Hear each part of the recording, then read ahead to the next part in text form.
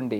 So అతనికి heart attacks ఈజీగా వస్తాయి. మీరు చాలా మందిని చూసుంటారు, 19-20 ఇయర్స్ హార్ట్ అటాక్స్ వచ్చిన వాళ్ళు లావుగా ఉండరండి, అవును, సన్నంగానే ఉంటారు. అవును. సో కొలెస్ట్రాల్ అనే దాని గురించి ఇప్పుడు మాట్లాడుకుందాము.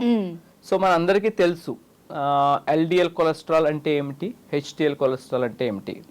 చాలా మంది కొలెస్ట్రాల్ చాలా మంది నేను చాలా చూసాను ఇంటర్వ్యూస్లో, డైటీషియన్స్ కానీ న్యూట్రిషనిస్ట్ కానీ, కొలెస్ట్రాల్ అనేది ఒక మిత్, దాన్ని భూతంగా చూపించి మనకి స్టాటిన్స్ అనే డ్రగ్స్ని సేల్ అవుట్ చేసుకుంటారు ఎలోపతిక్ డాక్టర్స్, ఇలాంటి ఎలిగేషన్స్ చాలా ఉన్నాయి డాక్టర్స్ మీద.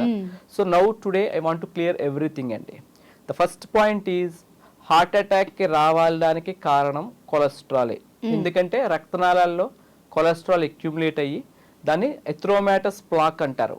దాదే స్లోగా నేరోయింగ్ అయ్యి అక్కడ ఆ నేరోయింగ్ దగ్గర ఉన్న ఎండోథీలియం బర్స్ట్ అయితే అక్కడ రక్తం గడ్డ కట్టి హార్ట్ అటాక్స్ వస్తాయి.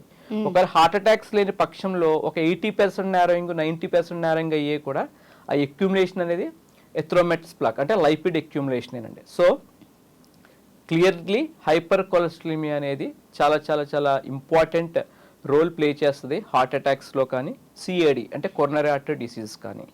సో మనకి హైపర్ కొలెస్ట్రాలిమియా అనేది ఎల్డిఎల్ కొలెస్ట్రాల్ ఎక్కువ ఉంటే కంపల్సరీగా ట్రీట్ చేయాలి.